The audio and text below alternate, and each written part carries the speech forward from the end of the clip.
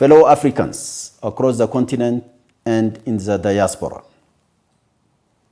25th May 1963 to 25th May 2024. What a long way you have come.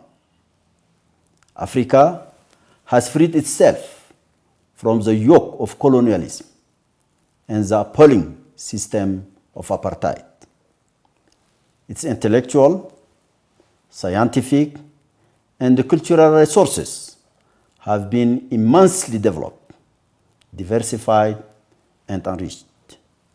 Its economy has grown at rates envied by many parts of the world. Its resilience during the global COVID-19 crisis impressed many. Tribute to Africa CDC, which made a major contribution to our successful continental response.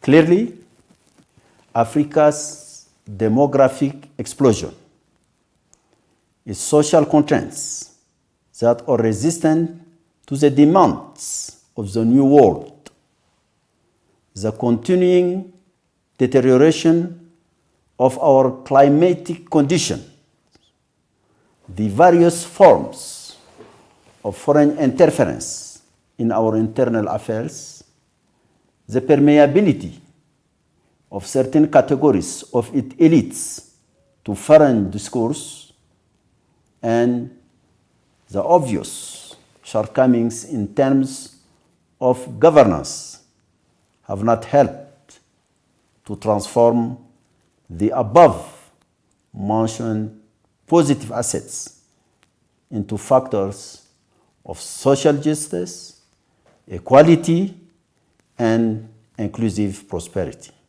Fellow Africans,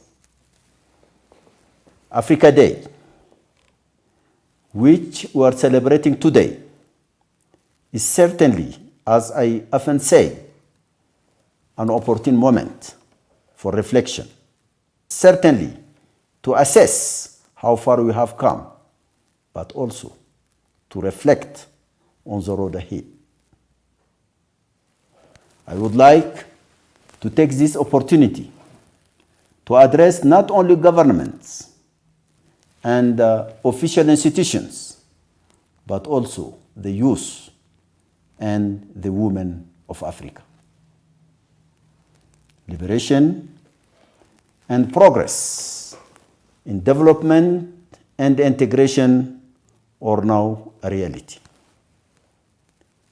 This has been the result of the vision and the leadership of the founding fathers and current leaders, but also, and above all, of your mobilization by the hundreds of millions across the continent.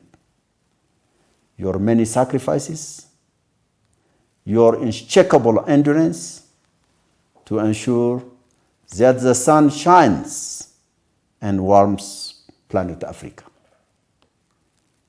Peace and security, the solution to the crises that are ravaging some of our countries, terrorism, the degradation of the natural environment, youth and female unemployment, migration, the retreat of democratic values, and constitutional changes of government.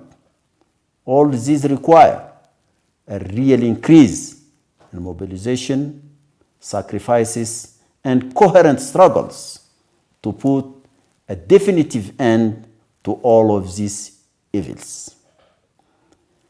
The Organization of African Unity, born of the pain of our struggles, now finds itself at a real crossroads. We must reform resolutely and courageously to become what our founding fathers wanted us to be, which is a powerful lever for unity, liberation, integration, and the defense of African dignity in relation to ourselves, but also in relation to others. With the youth making up over 60% of Africa's population, tens of millions of hectares of arable land, water, fisheries, mining, and energy resources, our young people cannot and should not be satisfied with development on the cheap. The legitimate aspirations of inclusive and shared prosperity in a peaceful, integrated Africa are set out in Agenda 2063. That is the dream that I share with all my heart, with all of you. To all of you, I wish you a happy anniversary of the creation of the OAU.